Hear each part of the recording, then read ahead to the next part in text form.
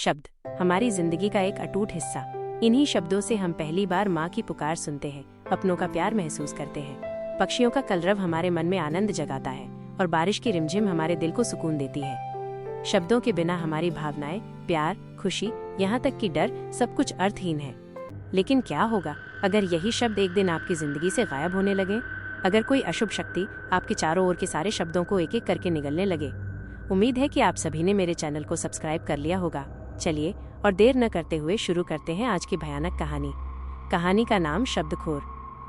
अर्क एक sound engineer है। उसकी दुनिया शब्दों और सुरों से भरी है।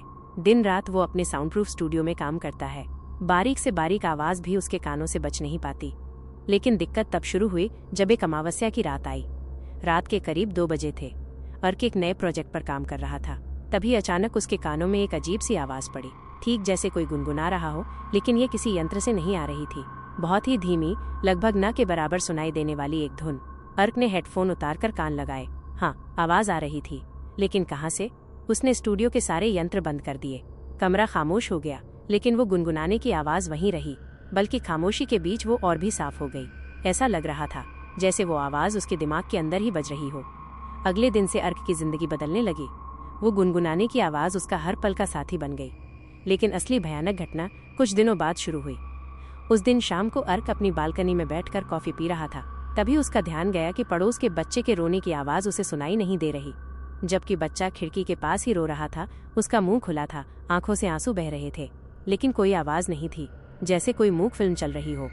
अर्क के रोंगटे खड़े हो गए। इसके बाद अजीब अजीब घटनाएं होने लगी। उसे सड़क पर गाड़ियों का हॉर्न सुनाई नहीं देता, लेकिन गाड़ियां चलती रहती हैं। घड़ी की सुई घूम रही है, लेकिन उसकी टिक टिक गायब है। पंखे के ब्लेड घूम रहे हैं, लेकिन उनकी शों शों आवाज नहीं है। उसके चारों ओर की दुनिया से शब्द ऐसे मिट रहे थे जैसे कोई उन्हें मिटा रहा हो। और जितने शब्द गायब होते जा रहे थे, उसके दिमाग के अंदर की वो अलौकिक गुनगुनाने की आवाज उतनी ही तेज होती जा रही थी। अर्क को समझ आ गया कि कोई बुरी शक्ति उसकी सुनने की शक्ति छीन रही है। वो डर के मारे चिल्लाना चाहता था, लेकिन उसने देखा कि उसके खुद के गले से भी आवाज नहीं निकल रही। उसने अपने दोस्त को फोन करके इशारों से समझाने की कोशिश की, लेकिन उसके दोस्त ने उसे पागल समझना शुरू कर दिया। एक रात अर्क अपने फ्लैट में अकेला बैठा था। बाहर मूसलाधार बारिश हो रही थी, लेकिन उसे एक बूंद की भी आवाज सुनाई नहीं दे रही थी। उसके चारों ओर बिल्कुल सन्नाटा था, कब्र जैसा खामोश। और उस सन्नाटे को चीरती हुई उसके दिमाग के अंदर वो गुनगुनाने की आवाज अब इतनी तेज हो चुकी थी कि लग रहा था हजारों कीड़े उसके दिमाग को खोखला कर रहे हों। डर के मारे अर्क ने अपनी छाती पर कान लगाया। वो अपने दिल की धक धक सुनने के लिए तड़पने लगा। पहले कुछ सेकंड तक वो सुन पाया। धक धक, फिर अचानक सब शांत हो गया। उसका दिल चल रहा था, वो जिंदा था, लेकिन उसकी आवाज गायब हो चुकी थी। उसके अस्तित्व का आखिरी शब्द भी उस बुरी शक्ति ने निगल लिया था। अर्क आईने के सामने जाकर खड़ा हुआ। उसने अपना पीला पड़ा, डरा हुआ चेहरा देखा। वो चिल्लाने के लिए मुंह खोला, लेकिन कोई आवाज नहीं निकली। उसके रोने की आवाज भी गायब हो गई। वो अब एक जीता जागता मूक इंसान था, जिसकी दुनिया में अब कोई शब्द नहीं था। थी तो बस वो असहनीय, दिमाग की नसों को फाड़ देने वाली अलौकिक गुनगुनाने की आवाज, जो उसे अनंत काल तक पीछा करती रहेगी।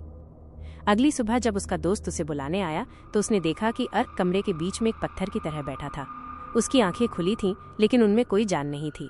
नजरें शून्य थीं, और दोस्त के कानों में भी कहीं से एक बहुत ही धीमी, हल्की गुनगुनाने की आवाज आ रही थी, ठीक वैसी ही जैसी अर्क ने पहली बार सुनी थी। शब्दखोर ने अपना नया शिकार ढूंढ लिया था।